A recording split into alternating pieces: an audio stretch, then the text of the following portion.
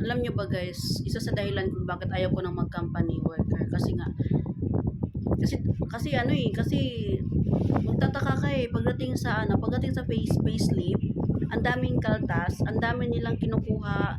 Ang alam lang natin kasi ang kinakaltas sa payslip is yung mga benefits natin tulad ng SSS, pag-ibig, PhilHealth. Alam mo, yun lang ang dapat, yun ang alam kong ikakaltas sa payslip kasi syempre, binabayaran natin yun para sa mga benefits natin. Walang cash out. Tapos na. So, magtataka ka kung bakit ang dami nilang kinakaltas, ang daming kaltas sa payslip. Pag tinatanong mo naman kung ano yun, ano'y gayan, wala silang matinong sasagot. Sabi company charge, meron pa yung parang pa yung tinatawag nila na ano yan, hindi ko maintindihan. Kung mag-complain ka naman, sasabihin lang sa'yo, pasalamat ka na lang, meron kang sinasahod. Ganon. So wala kahit tayo mga company work, walang karapatan kung mag-complain kung para saan yon. Kasi ang alam natin, ang binabawas lang sa ating sahod is yung mga benepisyo natin beneficiary natin ng mga SSS, pag-ibig, pero yun lang dapat ang ikakaltas. No? So isa sa mga dahilan bakit ayoko na mag-company. Kasi yung yung sipag natin, yung ano ba tawag doon, yung sakripisyo natin, may ibang nag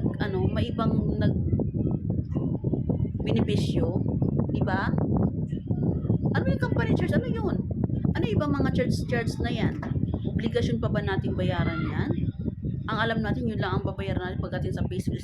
Siyempre, dapat tayo, di ba, nagbibilang tayo. Nagbibilang ako ako nag-company pa. Nagbibilang ako noon. Siyempre, alam natin kung magkano yung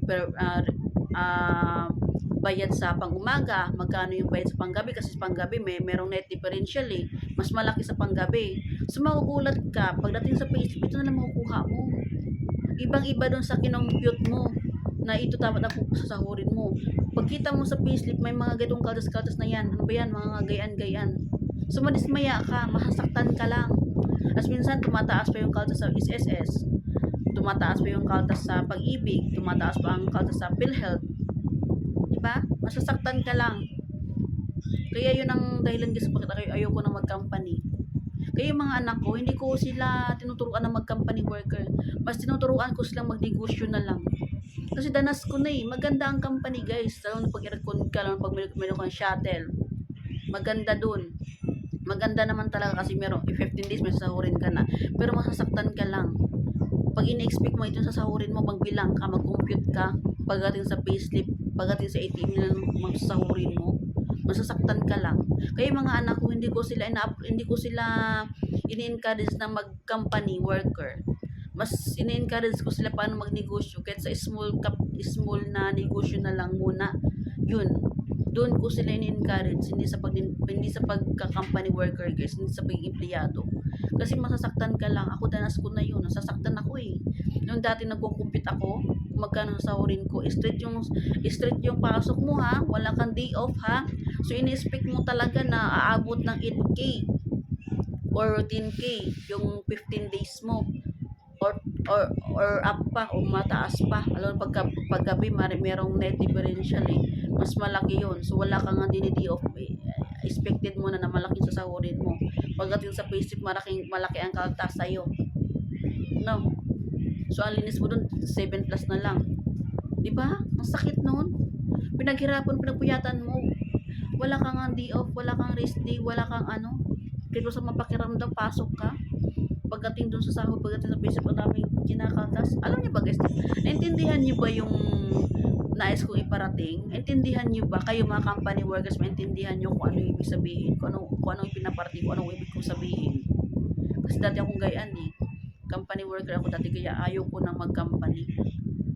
Okay, ayaw ko na talaga. Kaya ito sa Pinas guys, imbis palubog, pataas tayo ng pataas, paangat ng paangat, palubog ng palubog. Bakit? Kasi may mga kampaning swapang. May mga company na gahaman sa sahod. No? Hindi yun sa hindi sa mayroon ng company, kundi dun sa nagmamanage doon sa mga bisor, sa mga manager, sa mga HR. Kung sino pa yung kung sino pa yung nasa aircon, sila yung mga swapang. Ha? Okay, masaktan tunay naman, mga swapang kayo sa sahod, hindi naman pinaghirapan niya ng mga mga tauhan niyo eh. Sa mga swapang kayo sa mga pera hindi naman sa inyo. Huwag kayong ganon. Imbes tulungan yung mga tao, tulungan yung paano maging lulubog lalo yung pamumuhay nila.